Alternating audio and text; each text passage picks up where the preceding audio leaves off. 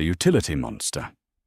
Picture a scale, not the kind in a bathroom, the old kind, with two metal trays hanging from chains, the kind you'd see in a courtroom drawing of justice herself. You put something heavy on one side, something light on the other, and you watch which way it tips. For centuries, some of the smartest people alive believed this was the whole secret to being good. Add up the happiness, subtract the suffering. Whichever side is heavier, that's the right choice. It's called utilitarianism, and on paper it sounds almost too reasonable to argue with.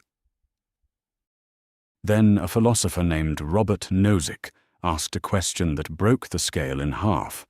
What if there was a creature, call it a monster, though it doesn't have to look like one, that felt pleasure more efficiently than anyone else alive? Not a little more. Astronomically more. Where one bite of food gives you a flicker of satisfaction, it gives this creature an ocean of it. Where a kind word makes you feel warm for an afternoon, it feels warm for a decade. Every unit of happiness you could ever generate, this creature generates 1,000 times over, 1,000,000 times over, from the exact same input. Now put it back on the scale. If your only rule is maximize total happiness, then feeding this one creature at the expense of everyone else, all the food, all the comfort, all the resources a species could offer, isn't just allowed. It's required. The math doesn't care that it feels grotesque. The math doesn't blink at a world where billions go without, so that one thing can feel infinite joy. It just tips the scale and tells you to obey. Here's what makes it worse than a thought experiment. We already build smaller versions of this every day. A company chooses to please its biggest customer over 1,000 small ones because the math is cleaner. A government funds the region that generates the most measurable benefit and quietly deprioritizes the rest because on paper more happiness was produced. The monster was never really a monster. It's a mirror. It shows you what happens the moment you decide that goodness is just a number, and someone or something turns out to be very, very good at generating that number, no matter who gets left holding nothing. Antinatalism and the asymmetry argument. There's a question almost nobody asks out loud because it sounds unkind the moment it leaves your mouth, not, should I have children? The real question, underneath that one, was it actually good to bring anyone into existence at all, including you? Most people brush past this instantly. Of course it's good. Life has joy in it, love, sunsets, the smell of rain. But a philosopher named David Benatar built an argument so quietly devastating that entire philosophy departments still argue about how to escape it. He called it the asymmetry. Try this. Suffering, when it exists, is bad. Everyone agrees. And when suffering doesn't exist because a person was never born, that absence of suffering is good. Nobody's out there mourning the pain a non-existent person never felt. So far, that seems obvious. Now flip it. Pleasure, when it exists, is good. Sure. But when pleasure doesn't exist because, again, nobody was born to feel it, is that actually bad? Benatar says no. There's no one deprived. No one sitting in the void, missing out, wishing they'd been given the chance to taste chocolate or fall in love. Absence of pleasure is only bad for someone who exists to lack it. If you were never created, there's no you for the missing joy to hurt. Line them up, and the scale stops being a scale at all. Every birth guarantees the bad, the illness, the grief, the eventual dying, because suffering is baked into having a body and a nervous system. But it never guarantees an equal good, because avoiding pleasure was never a real cost to anyone who doesn't exist to feel the gap, which means, on this logic, every act of creating a person is a gamble where one side of the outcome is certain and the other side was never actually required in the first place. You don't have to accept this to feel its weight. It's the kind of argument that doesn't ask you to agree, it asks you to find the flaw. And most people, when they actually sit with it in the dark, find that the flaw is harder to locate than they expected. Maybe it's in the framing. Maybe it's in treating goodness like something that can exist in a ledger with no one there to read it. Or maybe some of us are just quietly certain life is worth it, and no asymmetry, however clean, is going to talk us out of loving the people already here. The Repugnant Conclusion. 2 rooms. In the first, 1 billion people live lives stuffed with everything: good deep friendships, meaningful work, laughter that actually reaches their eyes. In the second room, there are far more people. Trillions of them. But their lives are barely worth living. Thin, grey. Just enough good in each day to outweigh the bad. But only just imagine existing on the very edge of glad to be alive, forever, and never any closer to real joy. Which room is better? Most people's gut says the first one, obviously. Quality over quantity. But a philosopher named Derek Parfit ran the utilitarian math straight through this question, refusing to blink, and arrived somewhere almost nobody wants to stand. Here's the move. Compare the 1 billion joyful people to a slightly larger population who are only slightly less happy, say, 2 billion people, each experiencing 95% of that same joy. Add up the total happiness in the room, and the bigger group wins because you multiplied almost as good by twice as many people. Fine. Most people can still swallow that one. But now do it again. Compare those 2 billion to 4 billion people at 90% happiness. Total goes up again. Do it again. And again. Each step feels barely different from the one before it, a small dip in quality, a comfortable rise in numbers. Nothing about any single step feels monstrous. That's the trap. You never make one obviously terrible choice. You make 1,000 tiny reasonable ones. Follow that staircase all the way down, and eventually you land in the second room.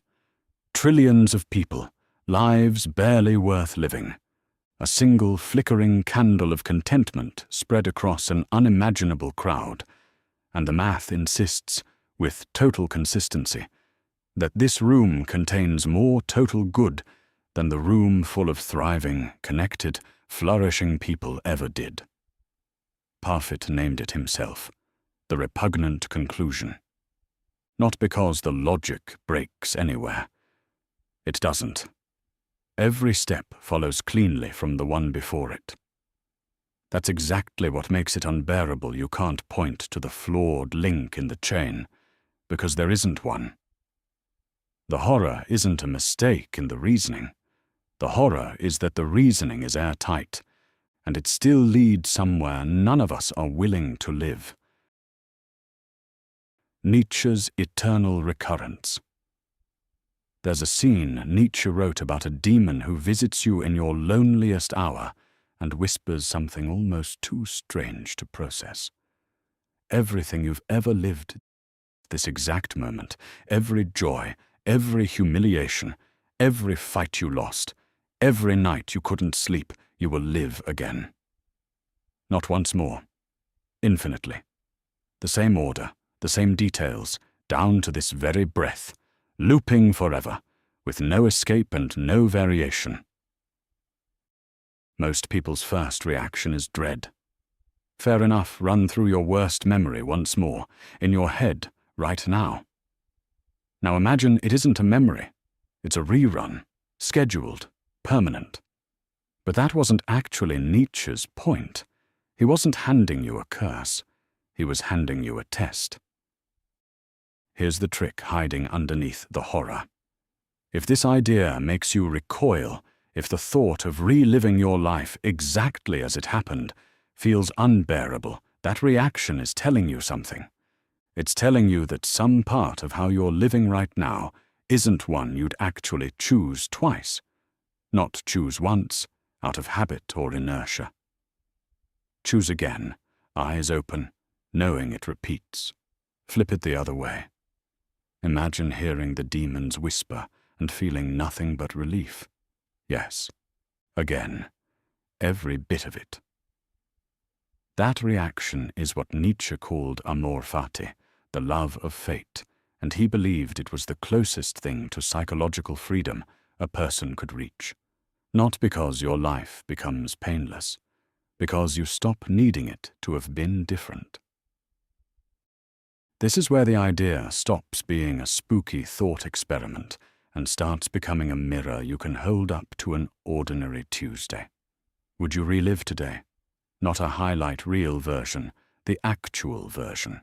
The wasted hour scrolling, the conversation you avoided, the small kindness you almost didn't bother with. If the answer is no, the eternal recurrence isn't really asking you to imagine an infinite loop. It's asking you a much smaller, much harder question. What would you need to change about today, so that living it again wouldn't feel like a punishment? Nietzsche never claimed the loop was real. He didn't need it to be. He just needed you to sit with the question long enough that it started rearranging how you spend tomorrow. The experience machine. Somewhere in a lab, imagine a tank.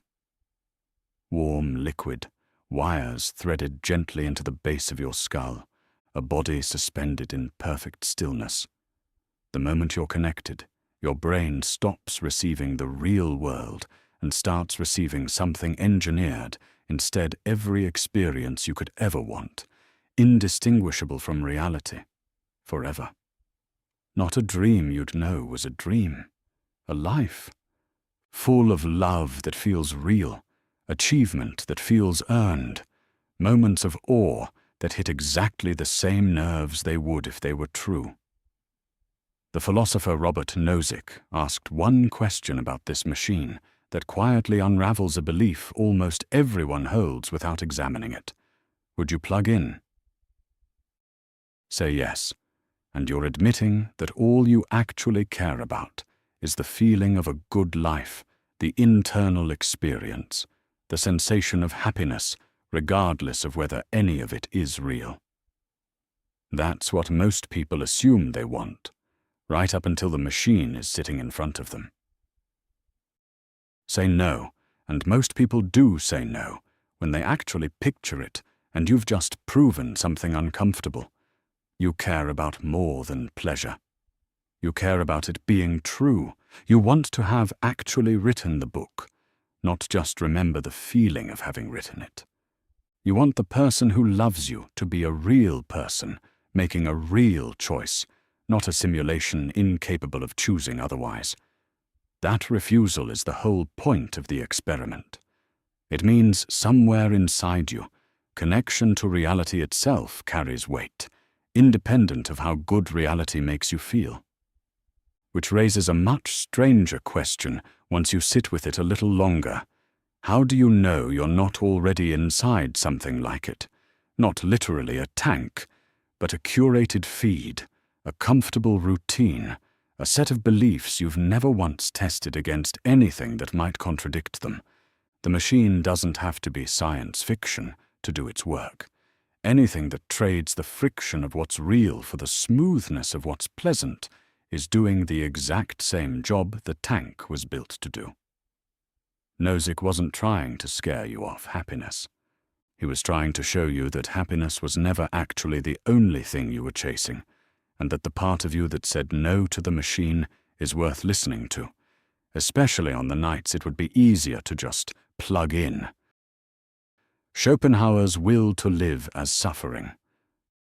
Notice the last time you wanted something badly. Not an idle wish, a real want, the kind that sits in your chest like a held breath. Maybe it was a person, a job, a meal you couldn't stop thinking about. Remember what happened the moment you actually got it. The want didn't turn into lasting peace. It turned into something else, wanting something new, almost immediately. A different hunger just walked in through the same door. Arthur Schopenhauer thought this wasn't a personal flaw. He thought it was the operating system underneath every living thing. He called it the will, not willpower, not a decision you make, but a blind, restless force running beneath consciousness itself, driving every organism to want, reach, consume, reproduce, survive. Not because wanting leads anywhere good. Because wanting is what life is, underneath the stories we tell about it. And here's the mechanism that makes it a trap rather than just a fact. Satisfaction, when it comes, doesn't last. It can't. The moment a desire is fulfilled, either boredom moves in to fill the silence, or a new desire rushes in to replace the old one. There is no resting state. There's only the gap between wanting and having, endlessly refilled. Think about how quickly a dream job becomes routine, how fast a new relationship spark settles into familiarity, and how fast familiarity starts quietly asking for something more. Schopenhauer wasn't being cynical for its own sake.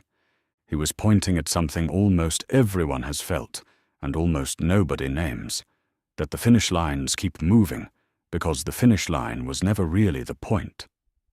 The wanting was, he did leave a door open, though a place where the will goes quiet, even briefly. He pointed to moments of art, music especially, where you stop wanting anything from what you're experiencing and simply witness it. No craving to possess the song, no desire pulling you toward the next thing. Just stillness, borrowed for the length of a melody. He also pointed to compassion, the strange relief of caring about someone else's suffering instead of your own hunger for a moment, which quiets the will by turning its aim outward instead of inward. He wasn't offering a fix. He knew there wasn't one.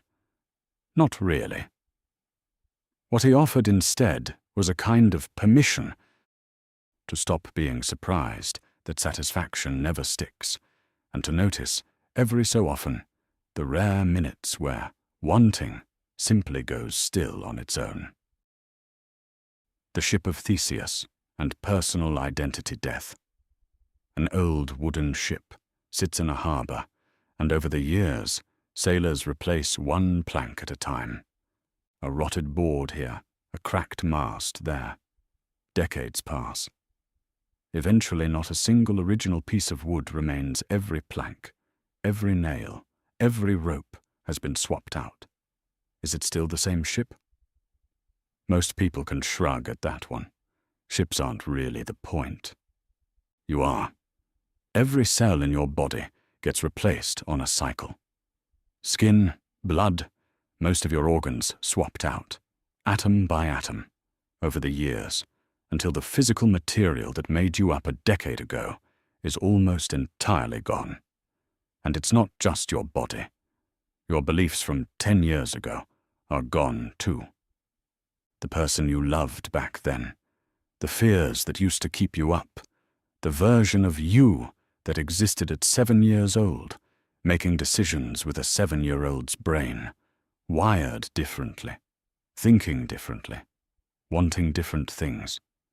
That person is gone in every material sense. Only the label stayed the same. So what exactly is doing the continuing? Philosophers have circled this for centuries without landing on solid ground. Some argue it's memory you're the same person, because a thread of remembering connects each version of you to the last one, like stepping stones across a river.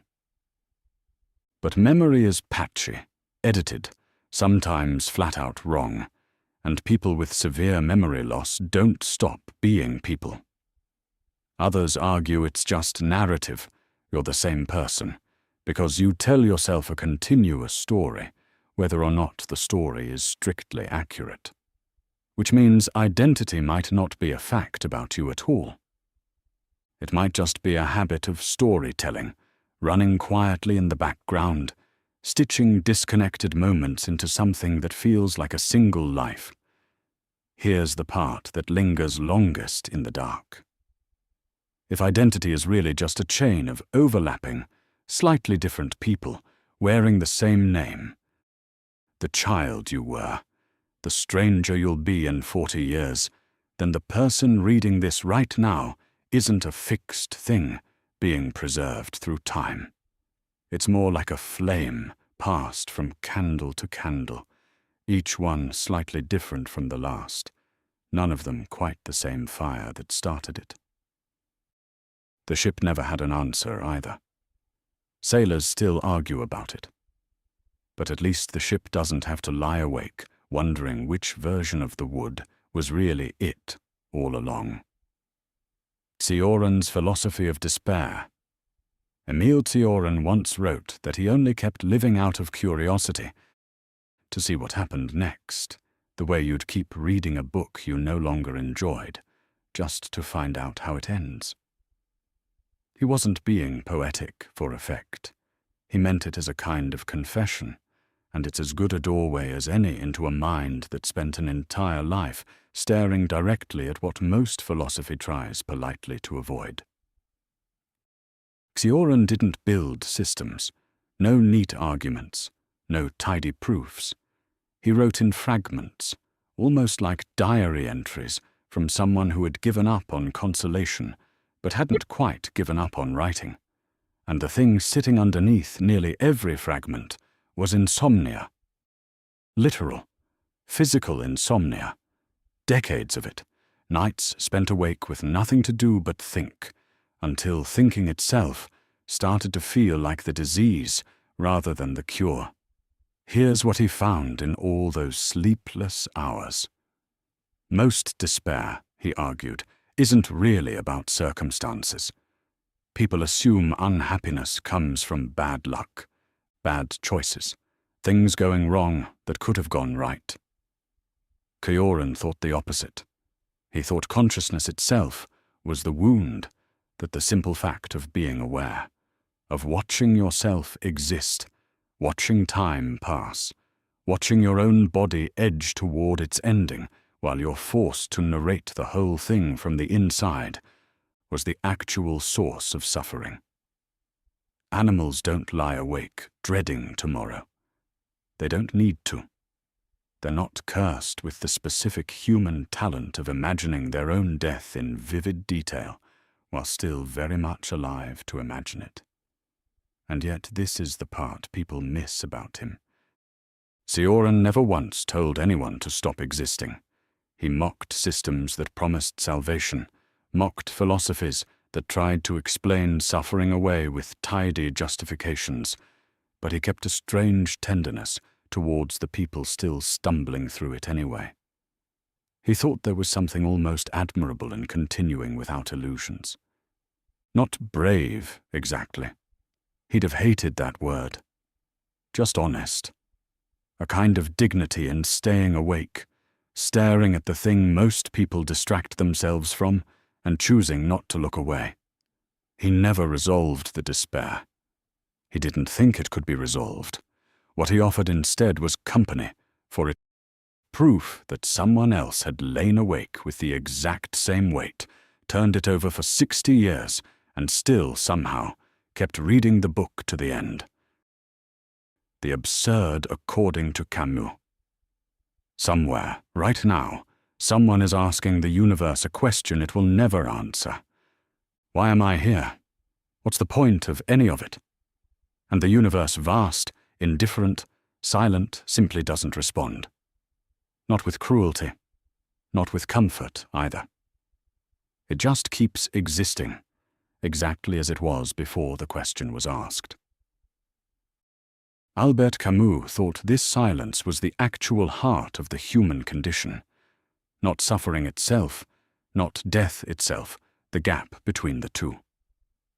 On one side, a mind that desperately craves meaning, order, a reason things happen the way they do. On the other side, a universe that offers absolutely none of it. Camus called the friction between those two things the absurd. Not absurd as in silly, absurd as in a mismatch so total it borders on comedy, like showing up to a conversation nobody else agreed to have. He opened one of his most famous essays with a claim that still stuns people the first time they read it. The only truly serious philosophical question, he said, is whether life is worth living at all. Everything else, physics, politics, whether the universe had a beginning, comes after that one. And once he'd asked it, he refused every easy exit available to him. He wouldn't accept religious answers because they invent meaning rather than find it. He wouldn't accept suicide either, because that's just surrendering to the absurd instead of facing it. What he wanted was a third option nobody had fully mapped out, living inside the meaninglessness, wide awake, without flinching, and without lying to yourself about it. His answer arrived through an old Greek myth. Sisyphus, condemned by the gods to push a boulder up a mountain forever, watching it roll back down every single time for eternity, with the task never once completed and never once meaningful. It should be the bleakest image imaginable. Camus looked at it and reached a conclusion almost nobody expects. He imagined Sisyphus happy, not because the boulder gets lighter, not because the myth changes, because the instant Sisyphus stops needing the task to mean something, the instant he simply walks back down the mountain, aware of exactly how pointless the climb is, and chooses to do it anyway the gods lose. Their punishment only works if he's still hoping for an ending that never comes. The moment hope drops away, so does the sting. That's the whole trick hiding inside the absurd. It was never a problem waiting to be solved.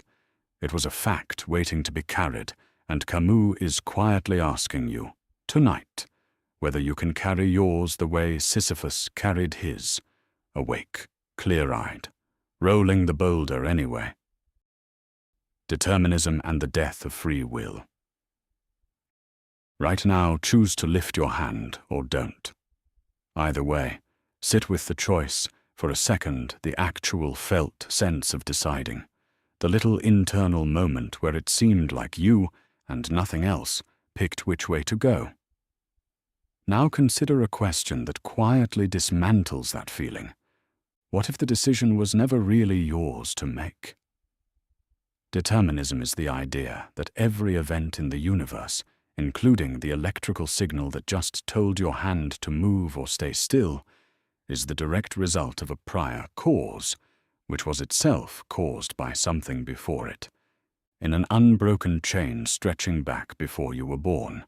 The particles in your brain right now are arranged the way they are because of the particles a second ago, which were arranged that way because of the second before that, all the way back to a childhood you don't remember, a birth you didn't choose, a universe that was already in motion long before you arrived to have opinions about it.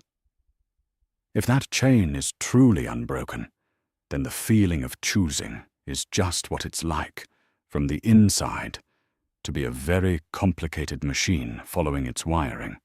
This isn't just an abstract puzzle. Neuroscientists have run experiments where brain activity linked to a decision shows up measurably before the person reports being aware of deciding anything at all, which raises an uncomfortable order of operations. Maybe the choice happens first, somewhere in the machinery, and the feeling of choosing is just the mind's press release arriving a moment late. Here's where it gets genuinely difficult to sit with. if nothing could have gone differently, if the exact state of the universe a second ago made your next move the only possible outcome, then praise and blame start to look strange. The person who helps a stranger and the person who commits a crime were both simply expressing the output of a chain of causes, neither of them authored from scratch. Not because morality disappears, but because the story we tell about "you could have chosen otherwise" quietly stops being true in the way most people assume it is. Some philosophers try to rescue free will inside this picture anyway, arguing that as long as your actions flow from your own desires and reasoning, even if those were caused by something else, that's freedom enough to matter. Whether that rescue actually works is still argued over, endlessly, by people who were, by their own theory, always going to end up arguing about it, which might be the strangest part of all. Even the debate about whether you're free was, perhaps, never a choice either. The trolley problem's darkest variants. Everyone knows the basic shape by now. A runaway trolley, 5 people tied to one track, 1 person tied to another, and a lever in your hand. Pull it, and you actively kill 1 person. Do nothing, and 5 people die by inaction. Most people pull the lever without much hesitation. 5 is more than 1. The math feels almost too easy. Philosophers didn't stop there. They kept twisting the setup until the easy math broke. Here's the first twist. No lever this time. Just a footbridge, and standing next to you, a large stranger heavy enough that pushing him off the bridge would stop the trolley before it reaches the 5 people. Same numbers, 1 life traded for 5. Except now, almost everyone refuses. Something about using your own hands, feeling the push, turning a person into an object you throw into the trolley's path, changes the moral texture completely, even though the arithmetic never moved an inch. That gap is the whole point. It reveals that most people aren't actually doing math when they make moral choices. They're running on something older and more physical than a spreadsheet, a revulsion to direct, hands-on harm that utilitarian logic can't fully explain away. The variants only got darker from there. Imagine the 1 person on the side track isn't a stranger.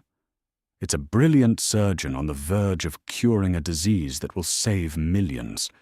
Do you still pull the lever? Now imagine the 5 people on the main track are, themselves, terrible people, and the 1 person alone on the side track is a child.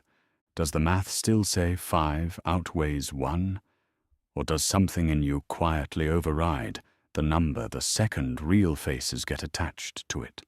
One of the cruelest versions removes the trolley altogether. A doctor has 5 patients, each dying, each needing a different organ. In walks a 6th person, healthy, unaware, in for a routine checkup. 1 quiet surgical decision could harvest his organs and save all 5. Same ratio as the very first trolley. Almost nobody says yes. The moment killing requires premeditation, medical trust, and a body that never consented to being used as spare parts. The acceptable math from the very first scenario collapses entirely. That collapse is the actual lesson hiding under all these versions, dressed up as different puzzles. Numbers alone were never going to tell you what's right.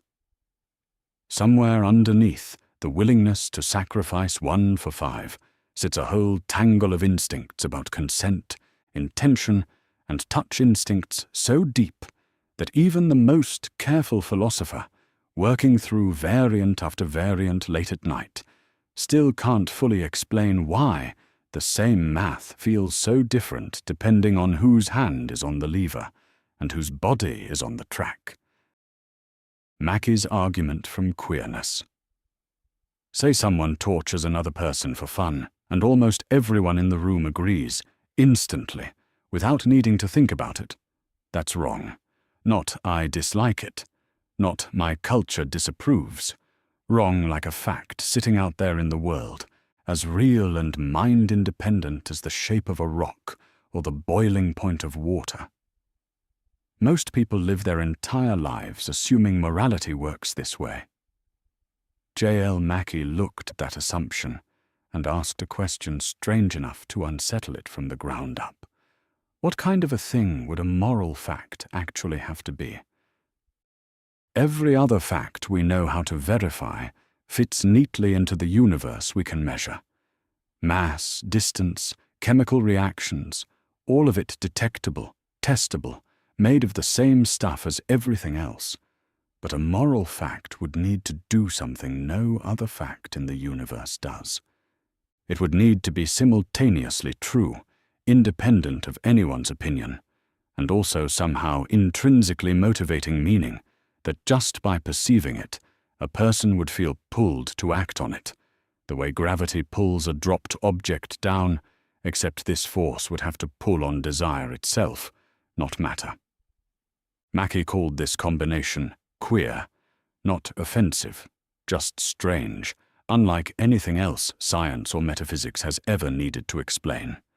Nothing else in the natural world behaves like that. Rocks don't compel you to move them. Facts about atoms don't come pre-loaded with a reason to care. He backed this up with something closer to an observation than an abstract argument. Look at how wildly moral beliefs vary across history and across cultures. Practices considered obviously righteous in one century, considered monstrous in the next, with each side just as certain as the other. If morality were really tracking some objective feature of reality, the way physics tracks gravity, you'd expect far more convergence over time, the way scientific consensus slowly narrows toward agreement. Instead, moral conviction stays just as fierce on every side, forever, which looks a lot less like discovery and a lot more like invention. This is where Mackie's conclusion gets its teeth. He didn't argue that some things are moral and others aren't. He argued that when you say torture is wrong, meaning it as an objective claim about the universe, the sentence is simply false, not because torture is secretly fine, but because there's no such objective property anywhere for the sentence to correctly describe. He called it error theory. Every moral claim any human has ever sincerely made, on his account, is quietly mistaken, built on a category that doesn't actually exist outside the human mind that invented it. He didn't think this gave anyone permission to start torturing people. Mackie kept living an ordinary, decent life after writing all of this down. But the argument leaves an odd space open, one that's hard to close back up once you've really looked at it. A world where cruelty and kindness are equally real as facts, and equally unreal as facts, and the only thing actually holding the difference between them in place is us, quietly agreeing to keep caring anyway. The simulation argument. Somewhere in your pocket right now, or close enough to reach, there's a screen capable of generating a world that didn't exist a second ago, characters with faces, voices, entire histories invented on the fly. That technology is decades old and already this convincing. Stretch that same curve forward a few centuries, maybe less, and a philosopher named Nick Bostrom asked a question that quietly rearranges your confidence in what's real. If a civilization ever gets good enough at this, why would they stop at games? His argument doesn't claim you're in a simulation. It's stranger than that. It claims one of exactly three things has to be true, with no fourth option hiding anywhere. Either almost every civilization capable of building realistic ancestor simulations goes extinct before they get the chance. Or those civilizations survive and get the technology, but decide almost universally, not to run any simulations at all, despite curiosity, despite science, despite entertainment, despite every incentive humans already show today.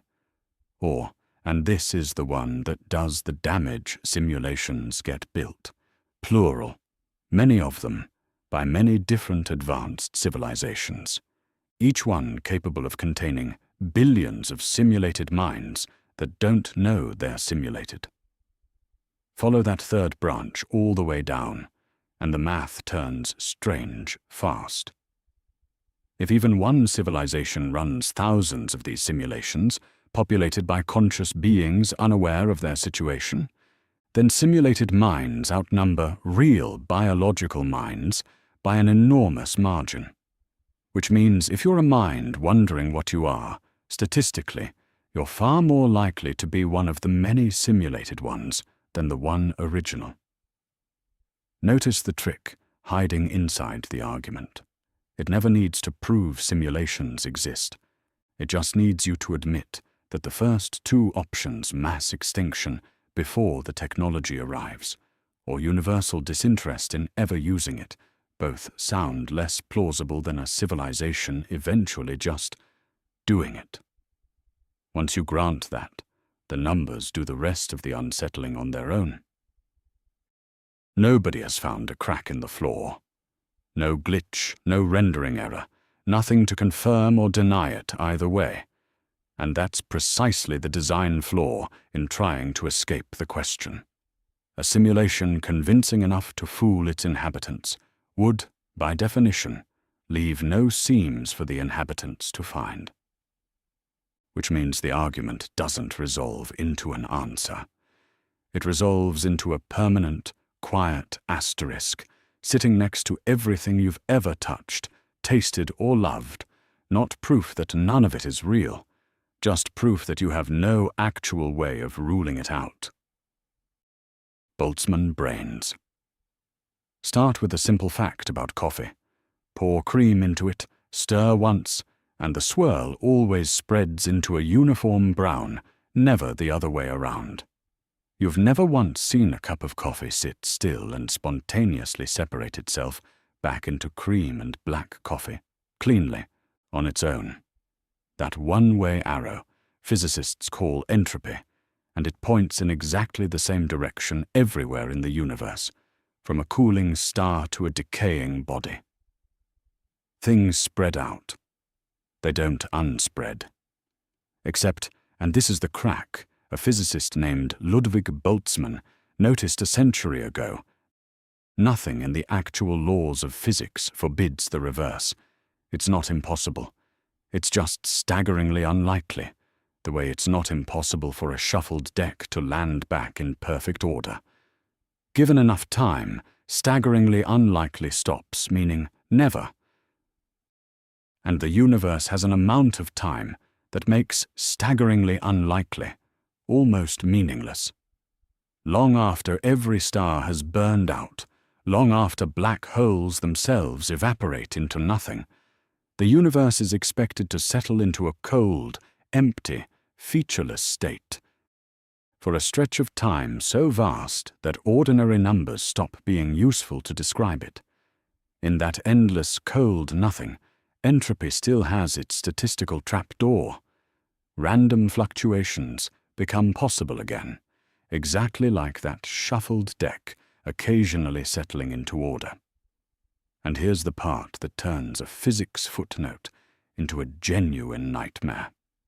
It is mathematically far, far easier for one of these random fluctuations to briefly assemble a single, fully formed conscious brain floating alone in the dark, complete with false memories of a whole life it never lived, than it is for the same fluctuation to assemble an entire ordered galaxy, a solar system, a planet, and billions of years of evolution leading up to you. Physicists call this hypothetical brain a Boltzmann brain, and the horror it points at isn't really about some other creature drifting in the void long after the stars die. It's about the odds pointing back at you, right now. If brains like that vastly outnumber brains that arrive the real way, born, raised, built out of an entire causal history, then statistically, a random conscious observer is far more likely to be one of the isolated fluctuations than one of the rare, expensive, fully evolved ones. Which means the very fact that you're experiencing a coherent, ordered, continuous life, rather than a single flickering instant of false memory about to dissolve back into static, becomes evidence, however faint, against the simplest reading of the numbers. Most cosmologists take this as a sign that something is still missing from the model, not as an actual verdict on your existence. That's the honest, sober conclusion. But before that conclusion arrives, the thought experiment still makes its pass through your chest. First, a version of you assembled at random out of the last shivering warmth of the universe, granted one instant of thought, and none of the years that were supposed to have earned it. The problem of evil: a child gets sick with something slow and painful, something with no lesson attached to it, no redemption arc, nothing anyone can point to afterward and call a reason. Just suffering, arriving for no purpose anyone can name. Sit with that image for a second, because it's the exact image that has been quietly dismantling one of humanity's oldest beliefs for thousands of years. The argument is almost embarrassingly simple to state. If a God exists who is all-powerful, that God could prevent suffering. If that God is all-knowing, that God would be aware of every instance of it, including the ones happening in silence, unwitnessed, in rooms no one will ever walk into. And if that God is all good, that God would want to prevent it. 3 ordinary claims, each one central to how most religious traditions describe their God. Put all 3 in the same room as a single case of pointless suffering, and something has to give. Either the power isn't absolute, or the knowledge isn't complete, or the goodness has limits, because a being with all 3, fully intact, and suffering like this happening anyway, doesn't add up on paper. People have spent centuries building doors out of this room. The most common one says suffering exists because free will requires the real possibility of choosing cruelty. A world where harm is impossible isn't actually a world where choice means anything. It's a serious answer, and it does real work explaining human-caused suffering. But it goes quiet the moment you bring up a fawn burning alive in a forest fire, nobody lit on purpose, or a disease that picks a child at random with no human choice anywhere near it. Free will doesn't touch that kind of pain at all. Another door says suffering is necessary for growth, that courage, compassion, and depth of character can't exist without something to push against. There's something true in that, felt by anyone who's grown through hardship. But it asks you to believe that the exact right amount of anguish, calibrated perfectly down to the individual case, was somehow required for every instance of it, including the ones that break people completely, that produce no growth at all, only damage, silence, and an early grave. The last door is the strangest and the most honest. Maybe the reasons exist, but they're beyond human comprehension, a scale of understanding we simply aren't built to access, the way an ant can't grasp a bridge being built over its anthill. This answer doesn't solve the problem so much as it asks you to stop expecting a solution and trust that one exists somewhere out of view. None of the doors fully close the room. That's not a failure of any one philosopher. It's the oldest unresolved argument in the history of belief, still standing exactly where it stood 1,000 years ago, patient, unbothered, waiting in the dark for an answer nobody has yet been able to hand it. Peter Zapffel's The Last Messiah. In 1933, a Norwegian philosopher sat down and wrote an essay trying to answer a question that sounds almost too simple to need an answer. Why, given how much suffering exists in a human life, do so few people actually choose to end it? Not because he wanted anyone to.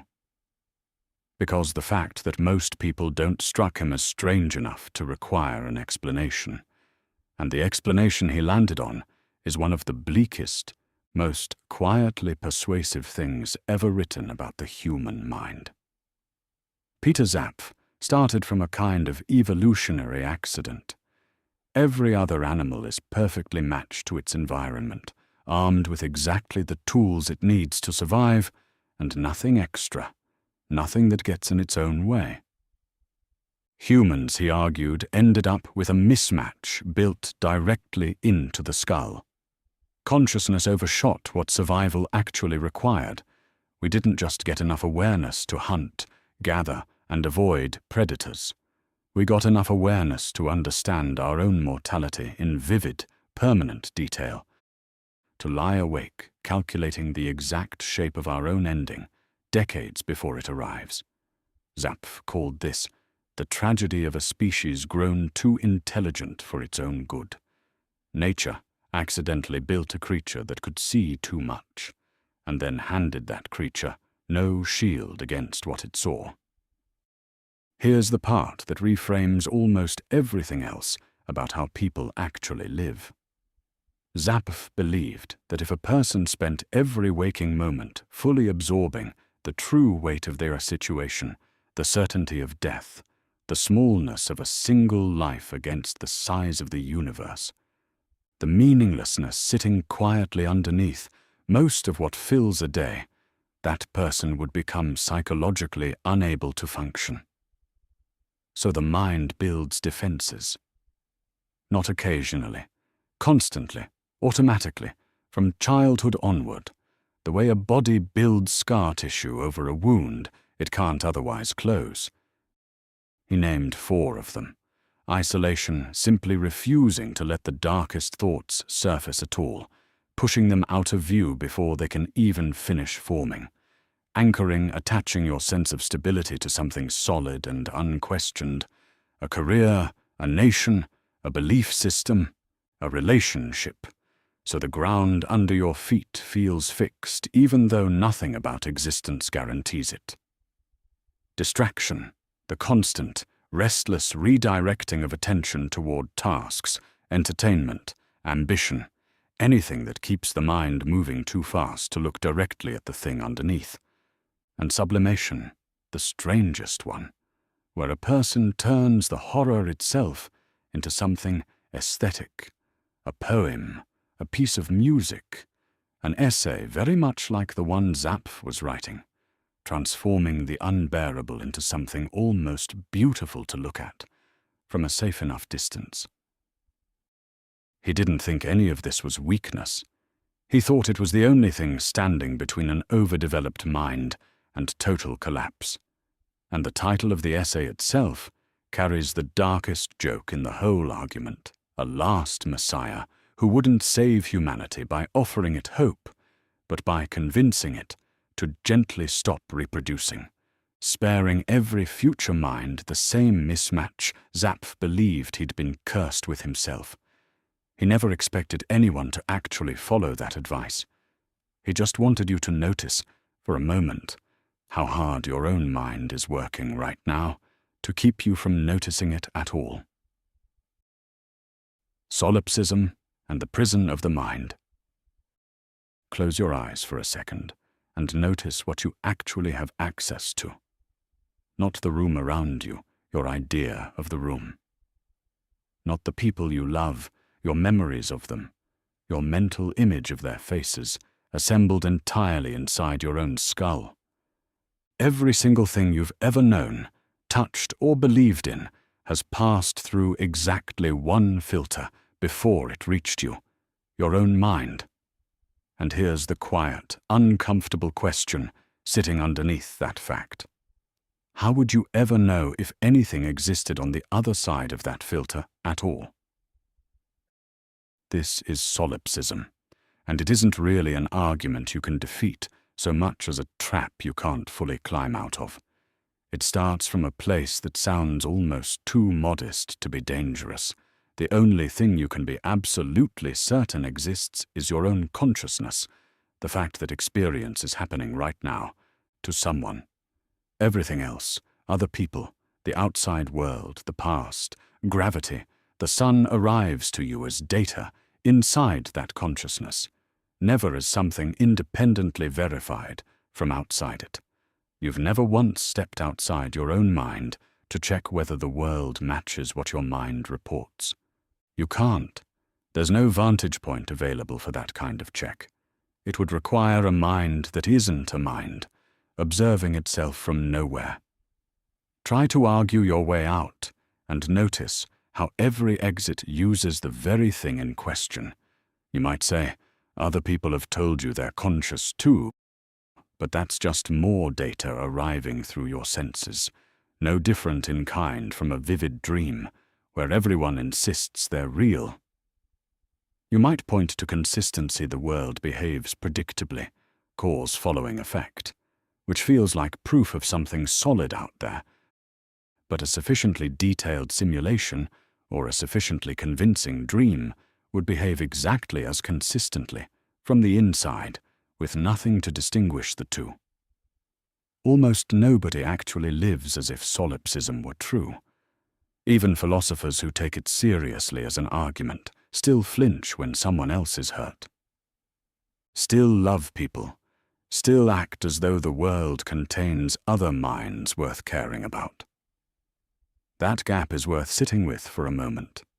It suggests something quiet but important, that certainty was never actually the thing holding your life together. You act as if others are real, not because you've proven it, but because the alternative is unlivable, and because some kind of trust had to be extended before any relationship, any love, any shared life could begin at all. The prison, if that's even the right word for it, doesn't have bars you can see or a lock you can pick. It's just the shape of being a mind at all. Sealed, private, forever taking the rest of the universe on faith. Maybe that's the closest thing to peace this particular idea offers. Not proof that anyone else is real. Just the observation that you decided to believe it anyway, every single day, without ever once needing to. The meaninglessness of infinite regress. A 4-year-old asks why the sky is blue. You explain something about light scattering. She asks why light scatters. You explain something about wavelengths. She asks why wavelengths do that. Eventually you run out of physics, or patience, or both. And you say something every adult eventually says to a child who won't stop asking, because that's just how it is. Not because it's true, because the questions had to stop somewhere, and you didn't have anywhere left to put them. Philosophers have the exact same problem, except they don't get to stop at, because that's just how it is. Ask why any belief is justified, and you can always ask for the justification behind the justification. I believe the stove is hot because I touched it and felt pain. Why trust that pain means something real? Because my senses are generally reliable. Why trust that? Because they've worked before, based on memory. Why trust memory? Every answer just becomes the next question's target forever, with no natural floor to land on. This is the regress problem, and it's been quietly sitting underneath every claim to knowledge anyone has ever made. There are only really 3 ways out, and every one of them costs something. You can let the chain go back forever, an infinite tower of reasons, resting on reasons, never touching solid ground which sounds thorough, right up until you realize, an infinite justification is functionally no justification at all, since you can never actually reach the bottom to confirm any of it holds.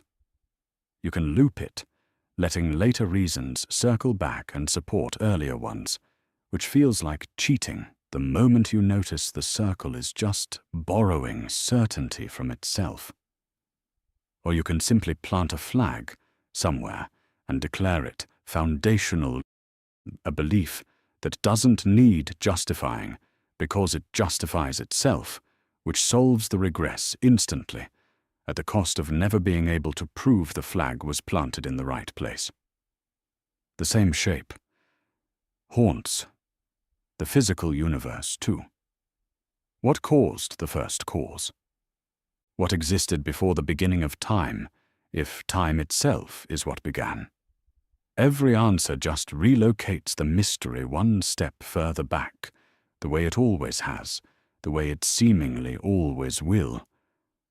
Maybe the quiet horror here isn't that there's no bottom.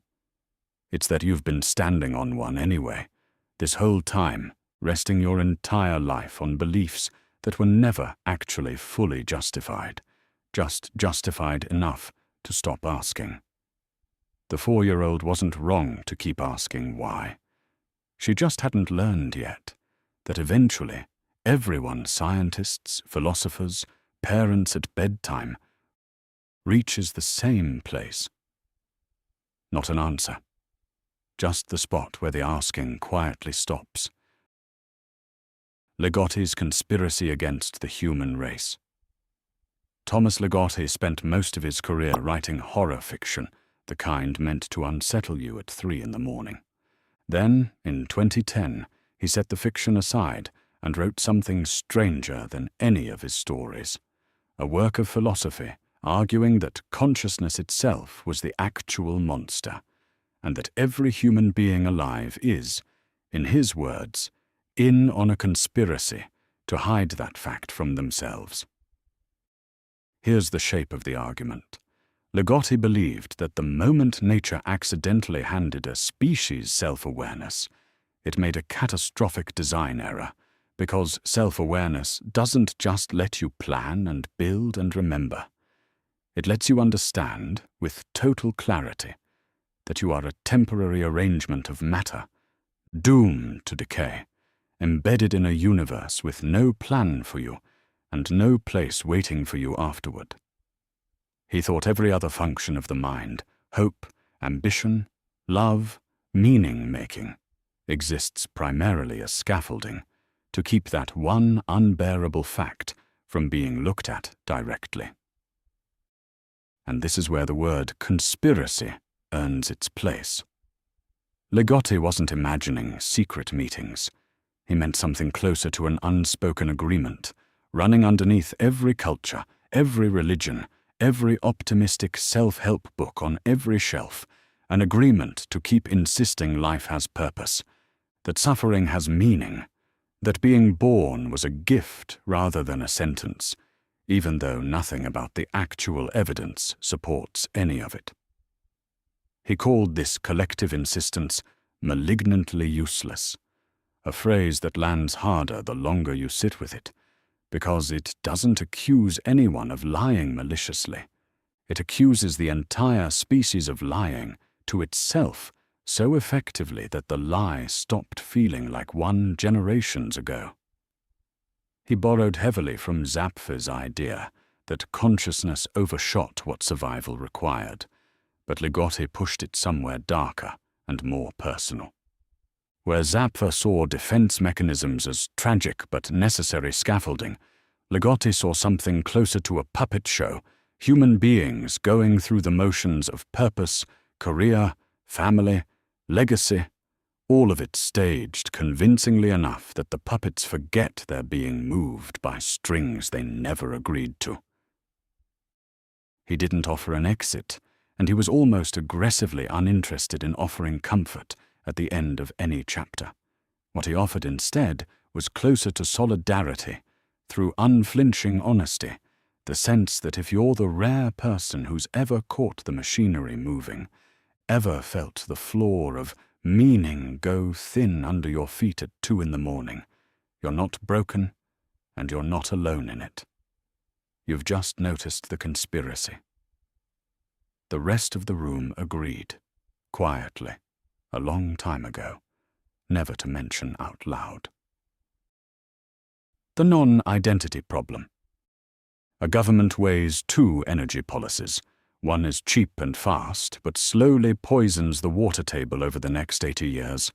The other costs more now, but leaves the environment intact for whoever comes next. Pick the cheap one, and it seems obvious you've wronged future generations.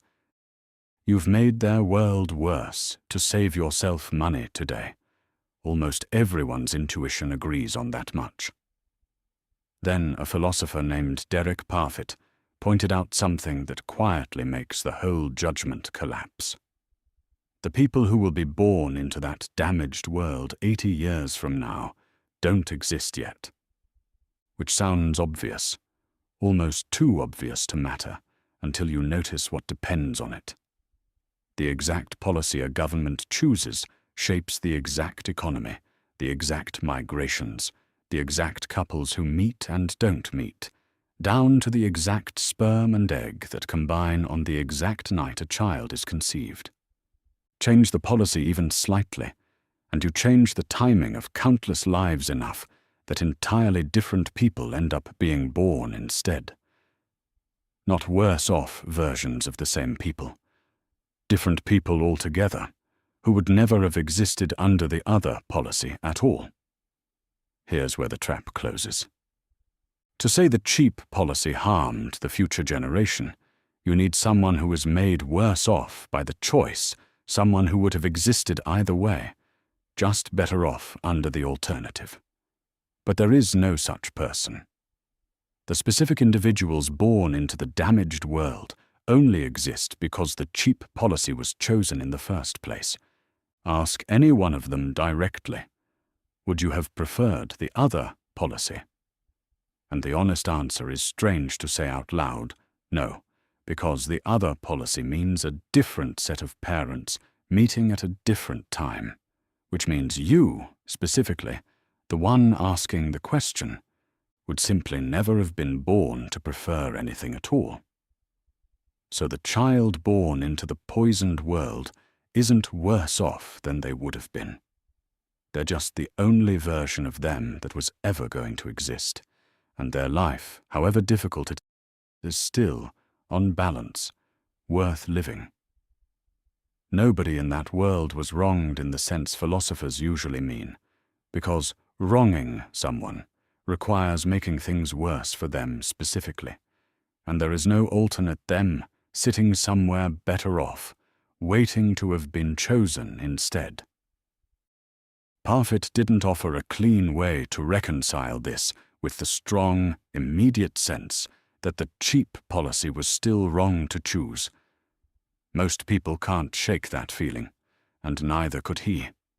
What he left behind, instead, was a kind of standing puzzle for anyone thinking seriously about the future, that some of the worst decisions a person can make might never actually wrong the very people who have to live with them, and that no one was harmed might be technically true in exactly the cases where something, still, unmistakably, went wrong. Parfit's teletransportation paradox. Step into a booth. A scanner records the exact position of every particle in your body, down to the last detail, then destroys the original completely, while beaming that information to Mars, where a machine reconstructs an exact copy, same memories, same personality, same conviction, that they were the one who just stepped into the booth on Earth a moment ago. From the outside, it looks seamless. Step in here, step out there, 5 minutes later, no different than a very long elevator ride. Derek Parfit asks the question most people don't want to actually answer. Did you just travel to Mars, or did you just die, and someone else, indistinguishable from you in every way, simply started existing in your place? The obvious instinct is to say it's still you, same memories, same sense of humor, same fear of spiders, waking up and picking up exactly where the conversation left off. But notice what actually happened to the original body. It wasn't relocated. It was destroyed, completely atom by atom, on Earth, at the exact moment a separate, newly assembled body began existing somewhere else. If you'd stayed conscious through the process, you wouldn't have felt a transition. You'd have felt an ending. Here's the twist, Parfit added, to make the puzzle inescapable. Imagine the machine malfunctions, the scan on Mars succeeds, and a copy wakes up there. But the original body on Earth isn't destroyed after all. It just sits in the booth, fully conscious, watching a broadcast of itself, living an entirely separate life 100 million miles away. Ask that person on Earth if they feel like they just teleported to Mars, and the answer is obviously no. They're right here. Which means the version on Mars was never really a continuation of anyone. It was a copy, a very good one, but a copy the entire time, even in the version of the story where the machine works perfectly and nobody notices anything went wrong. Parfit's actual point wasn't to scare people out of using the booth. It was to suggest that the question, "Is it still me?" might be the wrong question entirely built on an assumption that identity is a single, unbroken thread that either survives intact or doesn't survive at all. He thought what actually matters isn't whether some metaphysical thread of you persists unbroken through time. What matters is psychological continuity memories, personality, the felt sense of being the same person moment to moment, and that continuity can exist in degrees, can branch, can even be copied, without there being one single correct answer about which version gets to keep the name. Which means the person reading this sentence right now and the person who read the first sentence a minute ago were never actually guaranteed to be the same you in the deep sense either. Just a long, unbroken chain of psychological continuity, one moment handing itself to the next, closely enough connected that nobody ever thought to ask whether a teleporter was needed to break it. The omega point and cosmic futility. Every prediction about the far future of the universe ends the same grim way. The stars burn out, one galaxy at a time, over trillions of years. Black holes swallow what's left, then slowly evaporate into a thin mist of radiation. Eventually there's nothing, no light, no structure, no heat, just an endless cold flatness, stretching in every direction, forever. Physicists call it heat death, and it's usually presented as the final word on cosmic meaning. Whatever anyone builds, whatever anyone loves, ends up erased in the same featureless dark, with no exceptions and no appeal. A small number of thinkers looked at that ending and refused to accept it as final. The strangest of them was a Jesuit priest and paleontologist named Pierre Teilhard de Chardin, who proposed something almost nobody in his field took seriously at the time, that evolution wasn't just a blind, undirected process of survival, but a long climb toward increasing complexity and consciousness, aimed, however slowly, at a point in the far future where mind itself would reach its maximum possible unity. He called that point Omega, not a place, a convergence every conscious thing that ever existed, somehow gathering into a single, complete awareness at the very edge of time.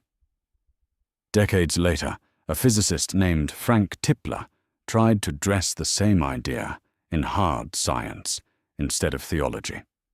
He argued that if a sufficiently advanced civilization survived long enough and harvested enough energy from a collapsing universe, it could theoretically use the final moments before a cosmic crunch to run computations without limit fast enough in the last sliver of time to simulate every mind that ever lived, forever, inside a kind of engineered eternity built from the universe's own death throes.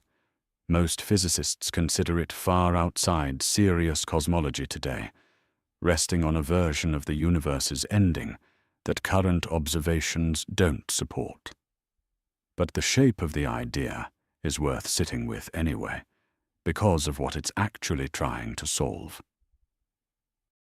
Here's the tension underneath both versions. Cosmic futility says nothing you do matters on a long enough timeline, because the timeline itself gets erased.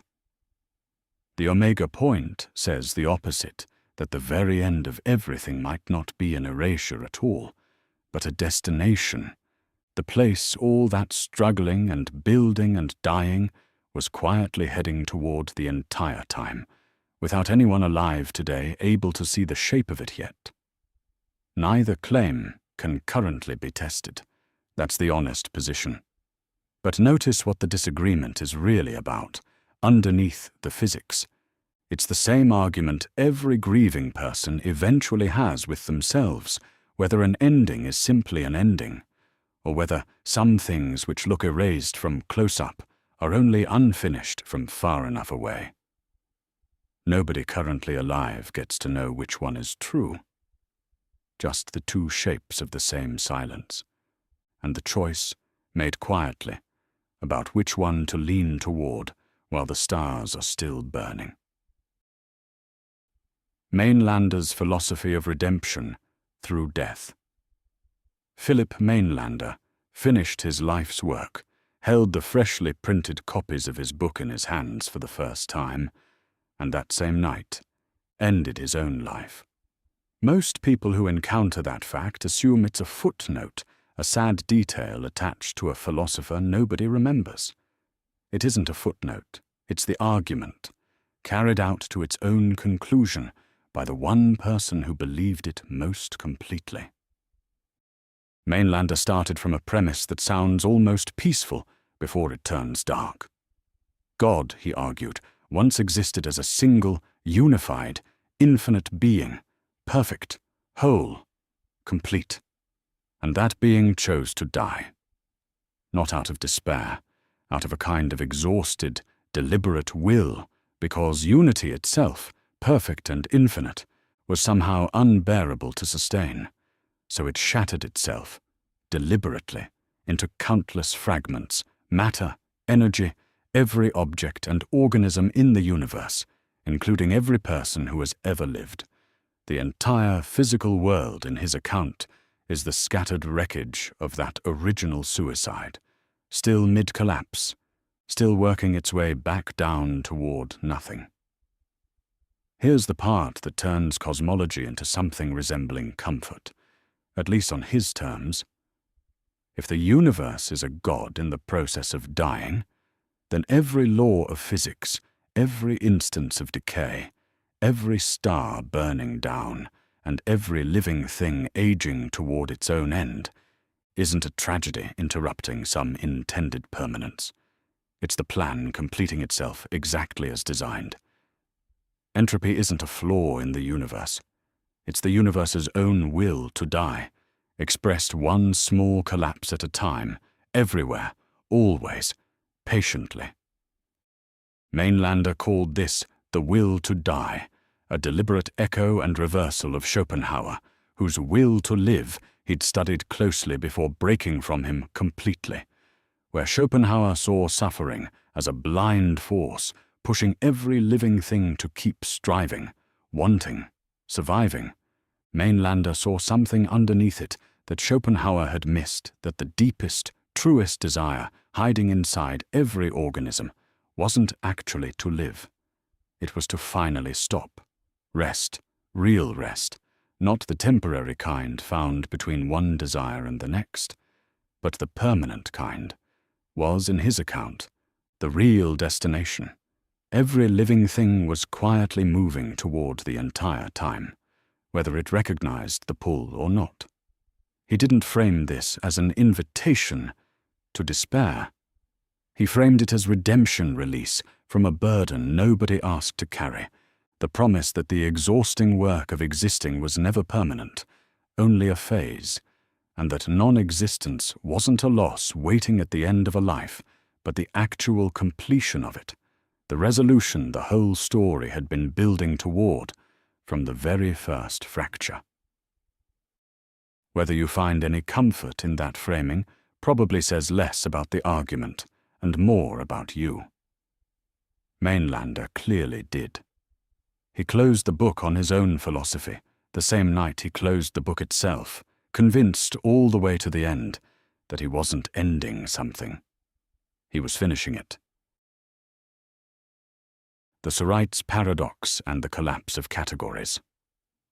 Start with a heap of sand, 1,000 grains, piled up, unmistakably a heap. Now remove one grain. Still a heap. Obviously, nobody would argue a single grain makes the difference between heap and not heap. Remove another. Still a heap. Keep going, one grain at a time, each removal so small it couldn't possibly matter. Eventually you're down to 2 grains, then 1, then none at all.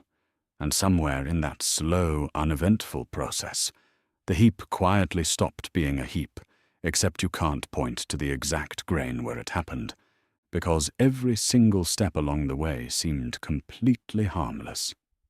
This is the Sorites paradox, named from the Greek word for heap, and it looks like a children's puzzle right up until you notice it isn't really about sand at all. It's about every category the human mind relies on to make sense of the world. Think about when a child becomes an adult. There's no single second where childhood ends and adulthood begins, no grain that tips the pile. We draw a line at 18, because a line has to exist somewhere for laws and systems to function. But the actual human being on either side of that birthday is, biologically and psychologically, almost identical to who they were the day before. Think about when a person becomes bald. Losing one hair doesn't make anyone bald. Losing the hair after that doesn't either. And yet, somewhere along that gradual, hair-by-hair retreat, a category shift happens that no single hair was ever responsible for causing.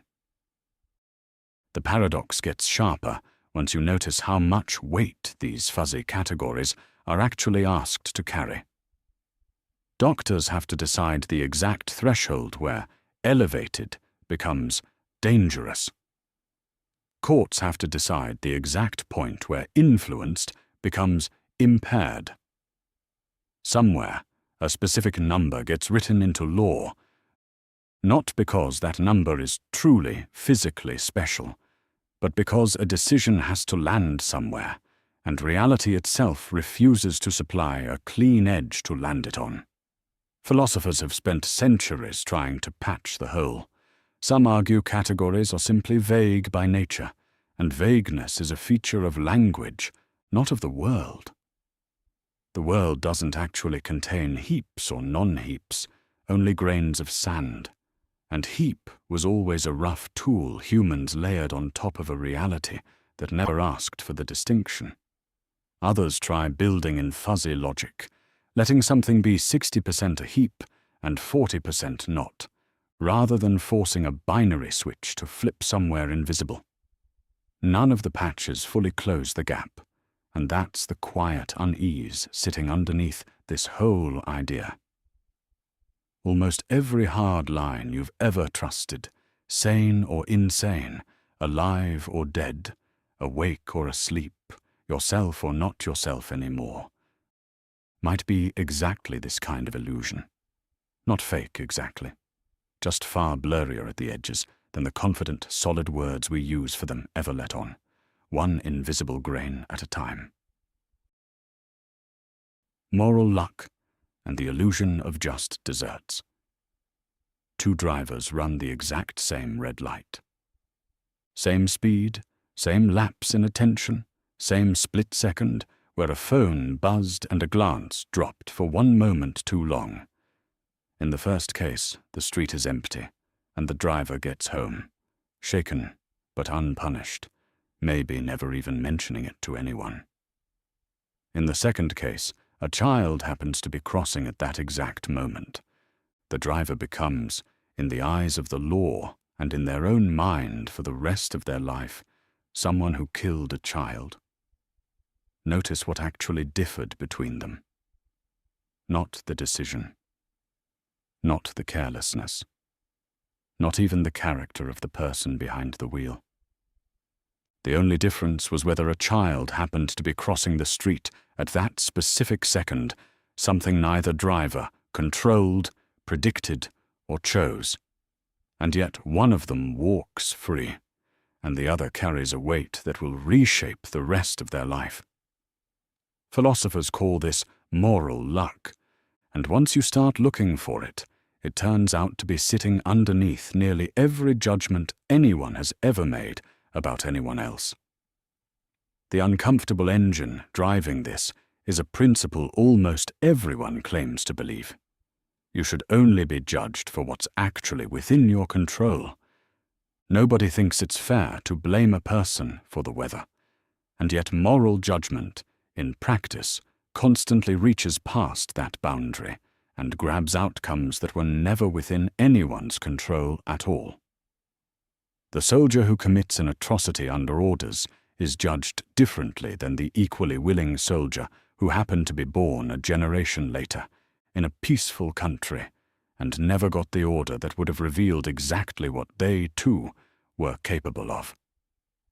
The drunk driver who kills someone gets called a killer.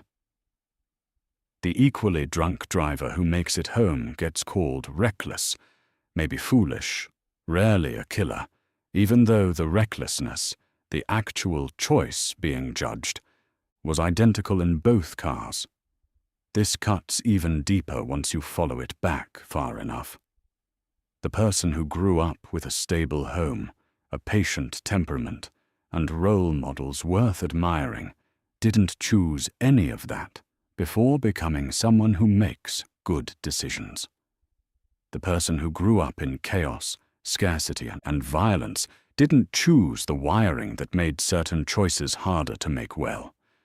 Character itself, the very thing moral judgment is supposed to be evaluating, is shaped by a staggering amount of luck that arrived before anyone was in a position to consent to it or steer it. Nobody has found a clean way out of this. Stop assigning any blame at all, and the entire structure of responsibility, law, and justice collapses, because functioning societies genuinely need to hold people accountable for what they do. Keep assigning blame exactly as before, and you're quietly punishing outcomes rather than character, luck rather than choice, every single day, in courtrooms and living rooms alike. Most people never notice the gap, because looking directly at it makes something load-bearing start to wobble, the comfortable idea that the people who succeed earned it cleanly, and the people who suffer consequences deserved exactly what came to them. No luck required, no asterisk attached. The Azort Problem and the Death of Objective Morality. Somewhere in the 18th century, a philosopher named David Hume noticed something so simple it's strange nobody had pointed it out clearly before. Read almost any moral argument, and you'll find it quietly smuggling something in partway through a sentence that starts describing the world as it is, and somehow, without anyone announcing the shift, ends up telling you what you ought to do. Hume thought that shift was never actually justified.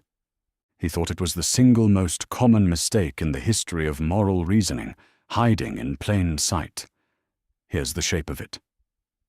Say a philosopher argues that humans naturally seek pleasure and avoid pain, a factual claim about biology, observable, testable, true. Then the argument slides forward. Therefore, pleasure is good, and you ought to pursue it. Notice what just happened. The first half was a description. The second half was a command. Nothing about humans do seek pleasure logically forces humans should seek pleasure. Those are two entirely different kinds of claims, built from different materials, and no amount of careful reasoning can bridge them without adding some extra ingredient that was never in the facts to begin with. Try it with any moral claim you like, and the gap holds firm. Nature favors the strong, doesn't logically produce the strong ought to dominate the weak. Humans evolved to care for their offspring, doesn't logically produce you ought to have children. Facts describe what is. Values prescribe what should be. And Hume's point, stated as plainly as possible, is that you cannot derive one from the other using logic alone. Not because it's difficult, but because it's a category error, like trying to calculate a color or weigh a memory. This sounds like a dry, technical point until you notice what it quietly dismantles. Nearly every moral system in history tries to ground itself in some fact about the world, human nature, divine command, evolutionary advantage, the structure of reason itself, and then leap from that fact to a binding obligation.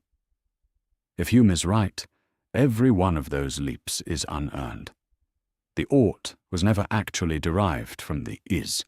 It was smuggled in, dressed up to look like a conclusion, when it was really an assumption wearing the conclusion's clothes. Philosophers have spent nearly 300 years trying to build a bridge back across this gap, and no attempt has fully satisfied everyone. Some argue reason itself contains built-in oughts, if you look closely enough. Others simply accept the gap and try to build ethics on something other than pure logic, sentiment, contract, consequence, each option honest about the fact that some non-factual ingredient has to be added by hand, because the facts alone were never going to supply it, which leaves an uncomfortable inheritance sitting quietly under every moral conviction you hold. Somewhere behind, cruelty is wrong, or honesty matters. There's a jump that was never fully justified by the evidence underneath it, a leap taken so early and so automatically that almost nobody notices they took it at all. Benatar's Better Never to Have Been. David Benatar titled his most famous book with a line borrowed from an old piece of folk wisdom that the best thing that could happen to a person is never being born, and the second best is dying young. Most philosophers who quote lines like that are being poetic.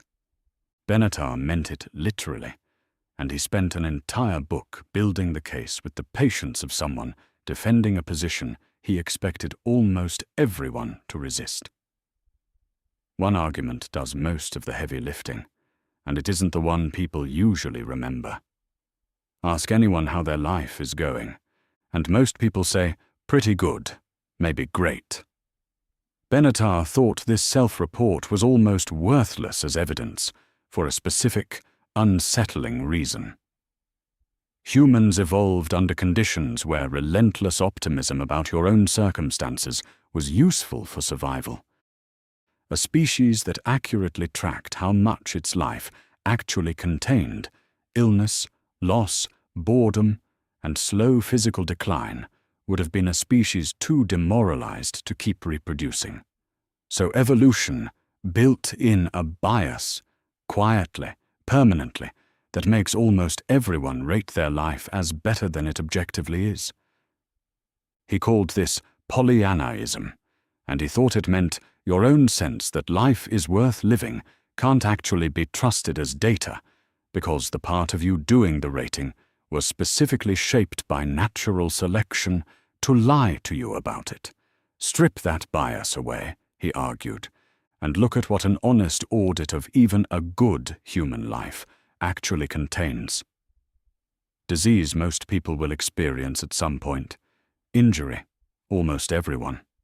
emotional suffering, grief, heartbreak, humiliation, anxiety distributed across a life with far more frequency than the highlight reel suggests. Aging, which comes for everyone who doesn't die first, a slow erosion of capacity that ends, without exception, in death. He wasn't cherry-picking tragic lives to make his case. He was insisting that even the best available human life, examined without the rose-tinted evolutionary filter, contains a staggering amount of pain that gets systematically minimized by the very mind living through it. Then he layered his asymmetry argument on top of that audit, the idea that avoiding all of this guaranteed suffering costs nothing to anyone who was never born to miss the good parts they also never got. Together, the two arguments reinforce each other in an uncomfortable way. It's not just that non-existence carries no downside. It's that existence, honestly measured instead of optimistically rated, was never actually the gift almost everyone assumes it was the moment they were asked.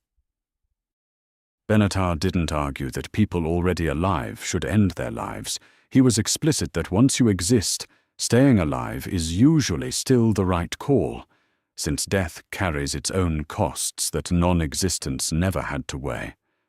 His target was narrower, and in some ways, stranger. Not, is life worth continuing? Just, was it ever worth starting? And once that question is separated cleanly from the first one, it turns out to be much harder to answer with the automatic, cheerful yes most people reach for, without ever really checking where the feeling came from. The Paradox of Hedonism. Chase happiness directly, and something strange happens. It slips further away the harder you reach for it, like trying to grab smoke or fall asleep by concentrating very hard on falling asleep. This isn't a metaphor philosophers invented for effect. It's a pattern they noticed showing up again and again in actual human behavior, consistent enough to earn a name: the paradox of hedonism. Here's the shape of it. A person decides, quite reasonably, that pleasure is the point of being alive, and starts optimizing directly for it. Better food, better parties, better highs, whatever version of pleasure they're chasing. And almost universally, something goes wrong in the mechanism. The pleasure that arrives from direct pursuit feels thinner than expected, fades faster, and requires more and more input to produce the same effect. Meanwhile, the deepest, most lasting joy most people can actually point to in their lives, falling into work they love, losing an afternoon to a friend's company, finishing something difficult almost never arrived because they were hunting for the feeling. It arrived as a byproduct of paying attention to something else entirely. There's a mechanism hiding underneath this that makes it more than just a nice observation. The moment pleasure becomes the target, attention splits. Part of the mind is doing the activity, eating the meal, having the conversation, playing the game, and part of the mind has pulled back to monitor whether the activity is producing enough pleasure yet, like a chef who keeps tasting the sauce so obsessively they never actually get to enjoy a finished meal. That monitoring itself seems to interrupt the very state it's trying to measure. Joy, it turns out, doesn't tolerate being watched too closely while it's happening. It needs you looking somewhere else. Philosophers have chased a few different explanations for why this keeps happening. Some think pleasure was never actually a standalone thing that exists independently, waiting to be captured. It's a signal, evolution's way of marking that something else, something more useful to survival, just happened. Connection, mastery, meaning, purpose. Chase the signal directly, and you're chasing an echo, disconnected from the thing that was actually producing it in the first place. Others point to something simpler and more psychological, that self-consciousness itself, the act of stepping outside an experience to evaluate it, breaks the total absorption that pleasure actually depends on to feel real. The people who seem to end up with the most joy, almost without exception, are the ones who stopped hunting it directly and got absorbed in something else, instead a craft, a person, a question worth chasing for its own sake, with happiness arriving quietly through the side door while their attention was pointed somewhere else entirely. Which leaves an uncomfortable little instruction sitting at the bottom of all this, one most people have to relearn for themselves over and over, usually the hard way. The moment you notice yourself asking, "Am I happy yet?" you've probably already stopped being able to answer yes. Nietzsche's Death of God and its Aftermath.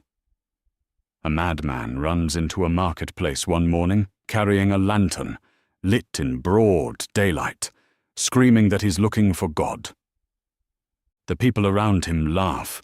Has God run off, gotten lost, gone into hiding? The madman turns on them and delivers a line that has outlived every joke made at his expense. "God is dead," he says, "and we have killed him." Nietzsche wrote that scene in 1882, and it's almost never read correctly the first time. It isn't a celebration. It's closer to a warning nobody wanted to hear yet. Nietzsche wasn't making a claim about metaphysics. He wasn't arguing, like a scientist might, that a divine being had been disproven. He was pointing at something happening in European culture that most people hadn't noticed yet, even as they were the ones doing it. Science was steadily replacing religious explanation. Reason was steadily replacing revelation. And underneath both of those shifts, the entire moral architecture that had rested on God, right and wrong, purpose, sin, salvation, an ultimate judge keeping score, was quietly losing its foundation, even while people kept living exactly as if it hadn't moved an inch. Here's the part that made the madman scream instead of celebrate. Nietzsche didn't think the death of God was good news.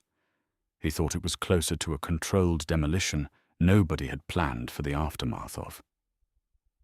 Pull out the foundation stone from underneath, centuries of meaning, purpose, and moral certainty, and the whole structure doesn't collapse instantly. It hangs there for a while, held up by habit, by inertia, by people still using words like good and evil, without noticing the ground underneath those words had already given way. Nietzsche worried that once people finally felt the fall, they'd have nothing left to catch them. He called the resulting condition nihilism, not just disbelief in God, but the deeper collapse that follows once a civilization built its entire sense of meaning on a single, unquestioned foundation, and then loses it. His answer wasn't more religion, and it wasn't despair either, though plenty of readers stopped at despair and never made it to what he actually proposed. He thought the death of God was also an opening a terrifying kind of freedom, the first real chance for human beings to build values from scratch instead of inheriting them from an authority nobody had chosen. He imagined a kind of person capable of doing this without flinching, someone he called the Übermensch, not a superhero, but someone strong enough to create their own meaning in a universe that no longer hands it to anyone pre-made, without collapsing into despair and without pretending the old scaffolding was still standing. Most of the 20th century that followed can be read as one long, uneven attempt to answer the question the madman asked in that marketplace. What do you do once the thing holding up all your values is gone, and you're still standing in the wreckage, expected to keep living as though nothing happened? Nietzsche never pretended to have a comfortable answer. He just thought pretending the lantern wasn't necessary yet, that the old God was merely resting, was the one option that was no longer available to anyone paying attention. The Fermi paradox as philosophical dread. Look up on a clear night, and the numbers alone should make the sky loud. Hundreds of billions of stars in this galaxy alone. Hundreds of billions of galaxies beyond it. Even a conservative guess at how many of those stars host planets capable of supporting life puts the expected number of civilizations somewhere in the millions. And yet, after decades of listening with increasingly sensitive instruments, pointed at increasingly vast stretches of sky, humanity has heard exactly nothing. No signal, no probe, no unmistakable trace of anyone else ever having existed at all. A physicist named Enrico Fermi once looked at that gap between "the numbers say they should be everywhere" and "we've found no one," and asked a single, quiet question that still doesn't have an answer. Where is everybody? The silence itself isn't the frightening part. It's what the silence might be evidence of.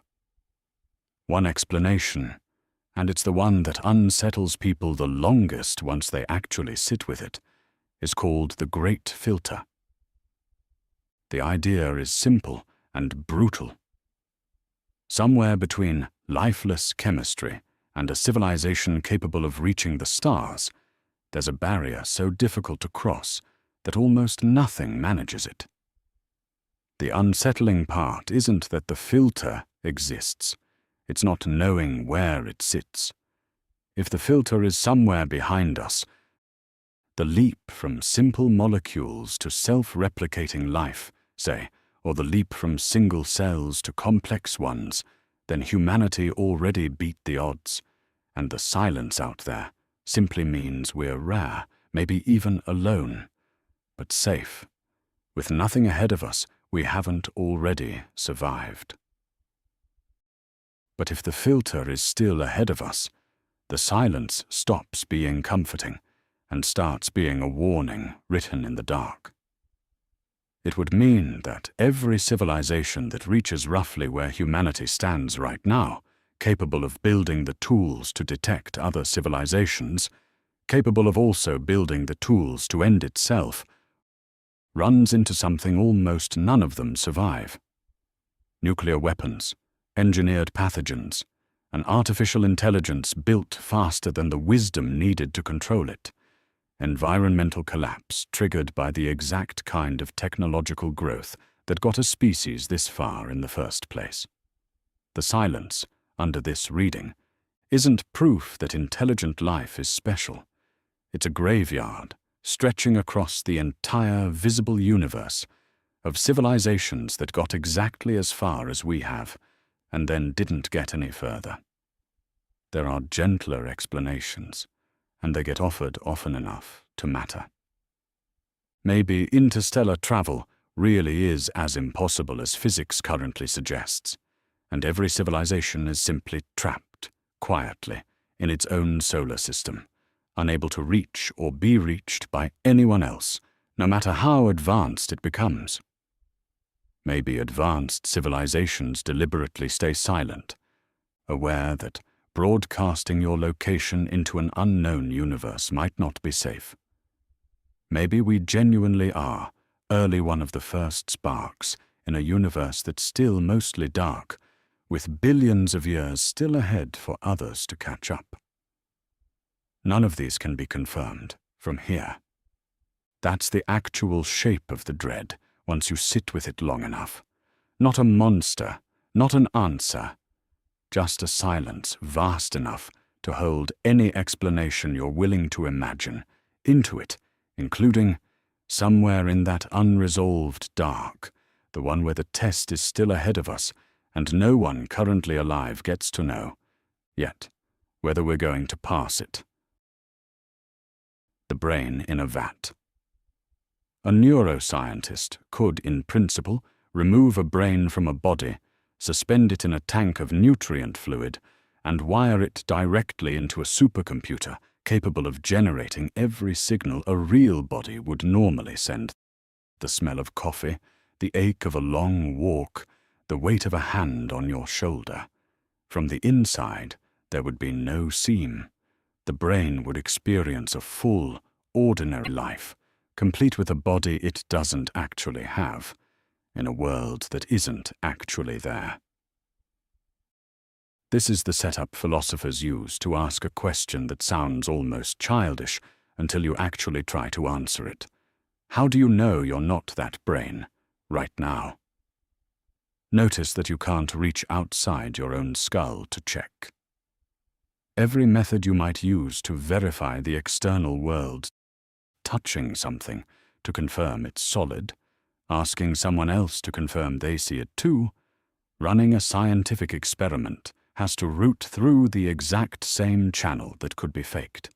If the simulation is good enough, I touched it and it felt real, and I actually touched it, produce identical experiences from the inside.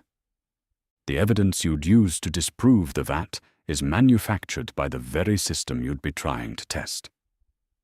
Some philosophers have tried a clever escape hatch here, arguing that the word vat itself causes a problem for the hypothesis. If you've genuinely never had any contact with a real vat, real fluid, or a real world containing those things, then your brain in a vat's internal word, vat, wouldn't actually refer to a real vat at all. It would just refer to whatever pattern of signals the simulation generates when it wants to represent one. Under this reading, the sentence, "I am a brain in a vat," becomes self-defeating. If it's true, your words don't mean what they'd need to mean for the sentence to be true. It's a clever move. It's also the kind of clever move that feels like it's solving a word puzzle rather than actually closing the epistemological gap most people are worried about. Because underneath the semantics, the actual unease never really leaves. Even granting that you couldn't meaningfully claim to be a vat brain, in the philosopher's strict sense, that doesn't prove you aren't one. It just proves you'd have no accurate language available to describe your situation if you were, which is, if anything, a stranger and more unsettling place to land than the original question. Not reassurance, just a longer, more sophisticated way of admitting that the seams, if they exist, were never going to be visible from in here, and that the confidence you feel right now, reading this sentence, believing it reached you from outside your own mind, was never something you actually had the tools to verify in the first place. Camus and the Myth of Sisyphus. The story itself is short enough to fit in a single breath. Sisyphus, a king clever enough to trick death twice, is punished by the gods with a task engineered specifically to be meaningless. Push a boulder to the top of a mountain, watch it roll back down, walk back down after it, begin again, forever.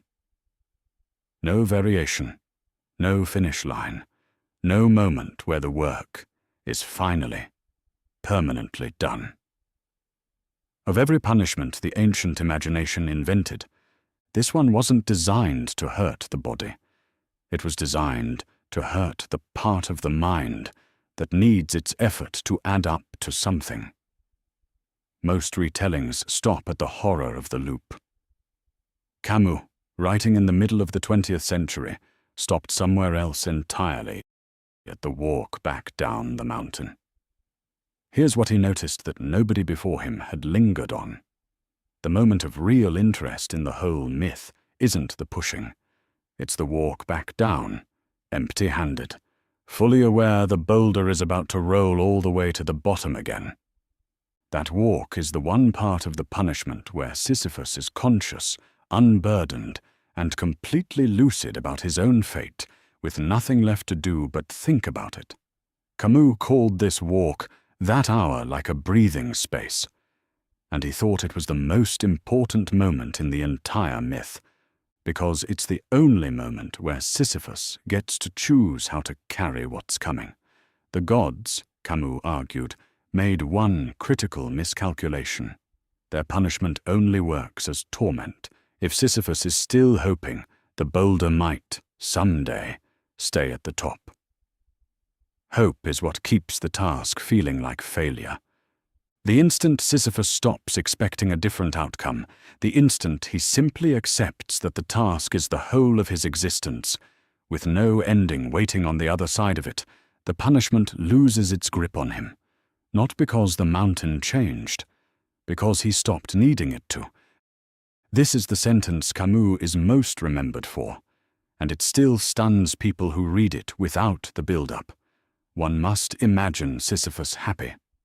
Not because his life became easy, because scorn, Camus wrote, can overcome any fate, and a fate you've stopped fighting to escape stops being able to crush you the way it could when you were still resisting it.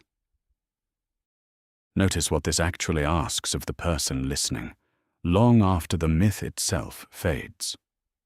Almost everyone alive is pushing some version of that bolder work that resets every day, care that needs repeating tomorrow exactly as it was given today, effort that will never stay finished, no matter how well it's done.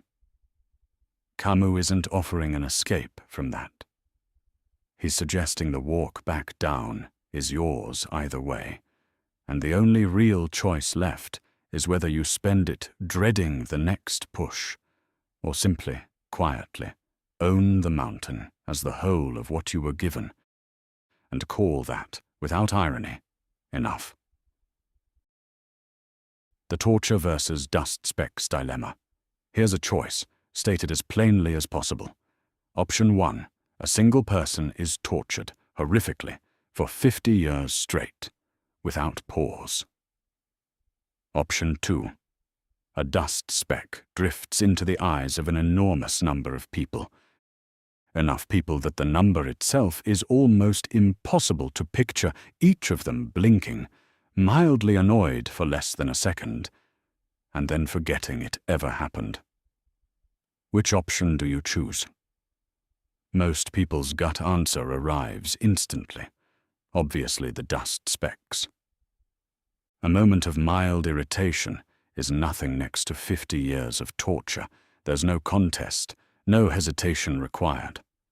But a philosopher named Eliezer Yudkowsky built this thought experiment specifically to show that the instant answer and the mathematically consistent answer might not be the same answer at all, and the gap between them is where the dread actually lives.